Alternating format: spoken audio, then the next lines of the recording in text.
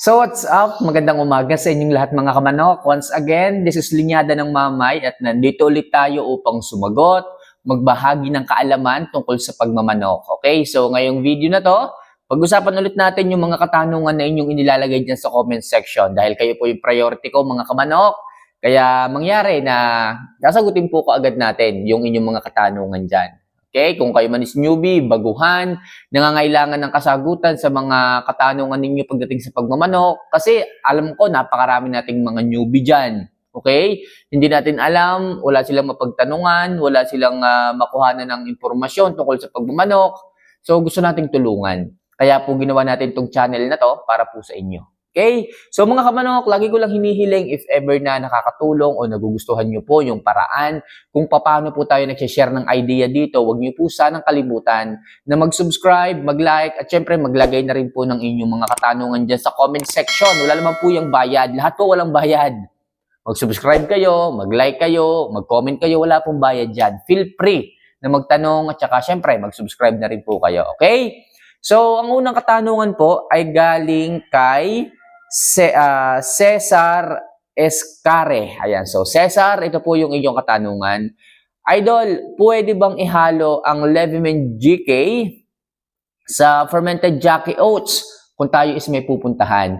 Yes po, pwede po. Yan po ang maganda talaga na magandang pagkain, vitamina at pagkain. Yung Leveman GK at the same time, meron kayong inihahalong fermented Jackie Oats. Kasi yung fermented Jackie Oats, hindi yan sobrang tubig, hindi rin yan sobrang tuyo. Actually, pag inihalo mo to sa pagkain, tama lang po yung moisture. Hindi masabaw, hindi matubig, hindi naman po dry up ang katawan. Kasi tama lang eh.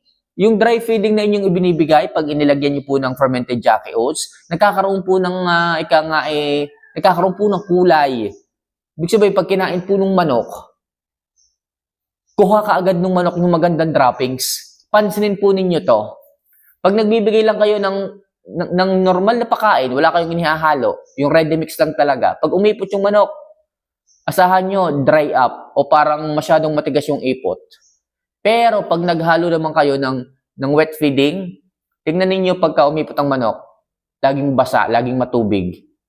Okay, lagi pa kayo magdadala ng mais para lamang makontrol yung moisture. Pero pagka fermented Jackie Oats, inihalo nyo sa dry feeding, tingnan ninyo po, sa umaga, pagising nyo, tingnan nyo yung ipot ng manok. Napakaganda. Tamang-tama lang sa moisture. Yan po sinasabi ko sa inyo. Pag maganda po ang gut health ng manok, yung droppings maganda rin po. Pero kung ang droppings ng manok masyadong matubig, masyadong dry, sigurado ako hindi maganda ang gut health niyan. Okay? So yung Leveman GK, pag nihalo mo dun sa fermented Jackie Oats, tapos yung dalawa na yon nihalo mo sa magandang ready mix na patoka, talagang makukuha mo. Ang ganda ng pangangatawan kasi mataas sa amino acid itong si fermented Jackie Oats eh. Okay? Ito mga kaman ako, mataas to sa amino acid. Ito ba bagong babad ko lang to? Hindi pa ubos yung isa nagbabad na ako. Bakit? Kasi bibilang pa ng 7 araw o 5 araw bago ko to mabigay. Kasi doon nag-start na lumabas yung mataas na amino acid. Kasi kung hindi to maganda, bakit magbababad pa ako? Bakit hindi pa ubos yung isa nagbababad na ulit ako? Diba? Mag-iisip ka dun eh. Ako 15 taon na ako sa pagmamanok pero nung malaman ko to, sabi ko bakit ngayon ko lang nalaman to? Napakarami palang vitamina nito na pwedeng ibigay sa manok. Bakit kailangan ko pang gumastos noon ng napakamamahal para sa mga vitamina? Ay meron palang ganito. Meron palang pagkain na naka-built-in na sa kanya yung napakaraming nutrisyon. Hindi man lahat pero napakaraming nutrisyon na po. Amino acid. Si amino acid, mga kamanok, yan po yung building blocks ni protein. At alam naman natin ang protein na kahit sa tao, pag nilagay mo yun sa katawan ng tao, gaganda ang pangangatawan. Maglilin ang kanyang muscle. Hindi siya taba, kundi maganda ang pangangatawan ng manok. Meron din siyang natural vitamin B12 na siyang nagpapaganda ng sirkulasyon ng dugo. Yung red blood cell sa loob ng katawan ng inyong mga manok, siya po ang nagpapaganda. Pag mayaman sa natural vitamin B12, mapula ang mukha, makintab ang balahibo, mapula ang paa. So, madaling sabi, hindi po sila namumutla. Meron din siyang calcium na tumutulong sa magandang bone structure ng inyong mga manok. At ang maganda dito, mataas sa fiber. Pag mataas sa fiber ang manok, hindi po yan masyadong magtutubig. Yung moisture saktong-sakto at tamang-tama lang. Napakaganda rin dahil nakakatulong to sa magandang gut health ng manok. Pag sinabing gut health, yung digestion, yung absorption ng nutrients, yung vitamins. Yun po mga kamanok, sinasabi ko sa inyo, yun po ang hindi nyo po makuha kaagad eh. Basta nasabing ang bitamina na to maganda, bilhin nyo kaagad. Itong suplemento na to maganda, bilhin nyo kaagad. Ipagpapalit nyo pa yung napakamamahal, okay, na suplemento na yan kung may natural naman eh. May natural naman, mura lang, simple lang, at maganda, walang side effect. Kasi natural eh, pagkain to eh. Hindi to kagaya ng mga suplemento na dumadaan talaga sa mga vital organs, kidneys, liver, na talagang sinasala muna yan. Okay? Bago i-supply sa iba't ibang body parts. Pero ito, pagkain. Pag na-digest to, supply ka agad. Hindi na kailangan pang mahirapan ang mga vital organs para sa mga pagkain ganito.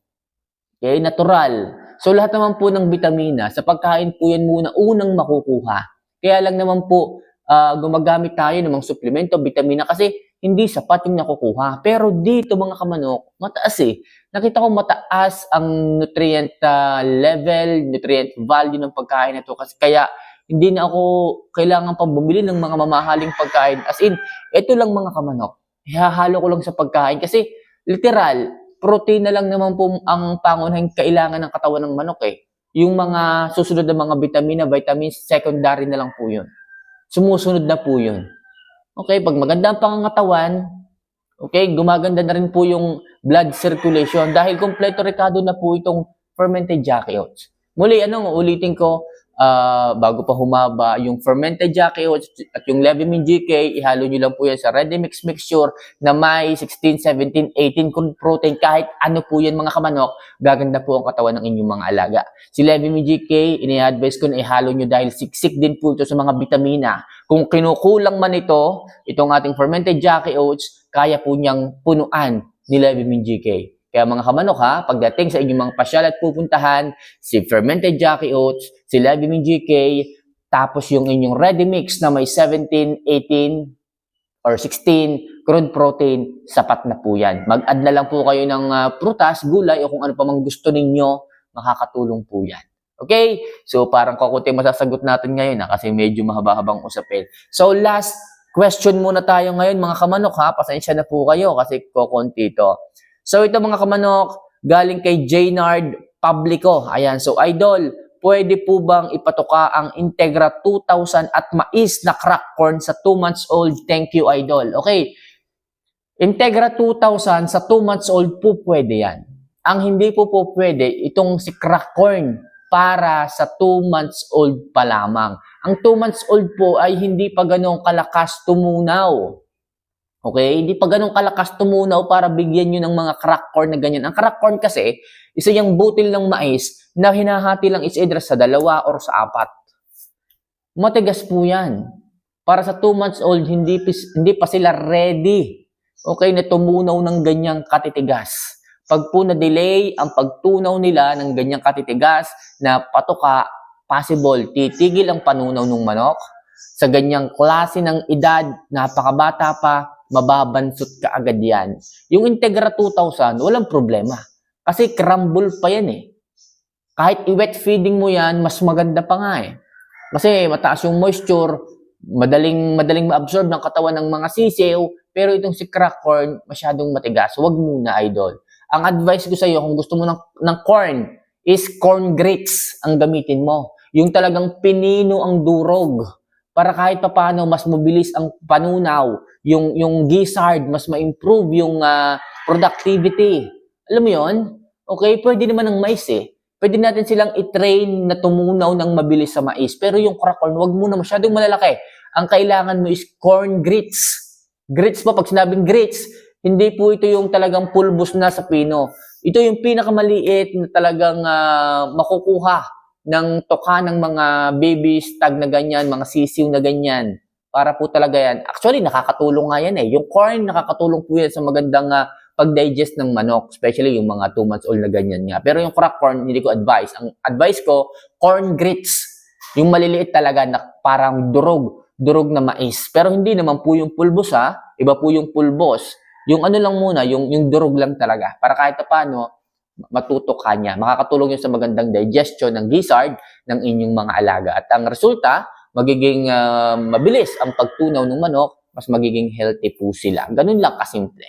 Okay, so mga kamanok, pasensya na, dadalawa yung nasagot natin, pero syempre, kailangan lang natin talagang bigyan ng tuon, ng atensyon, kaya hinihiling ko if ever na gusto nyo po ng ganitong klase ng advice, ganitong klase ng paraan ko ng pagsagot ng inyong mga katanungan, syempre, maglagay na rin po kayo sa baba, sa comment section. Malay nyo, next video, kayo na po ang ating sinasagot. So muli, this is Linyada ng Mamay, mahal ko po kayo. See you for our next vlog. Paalam.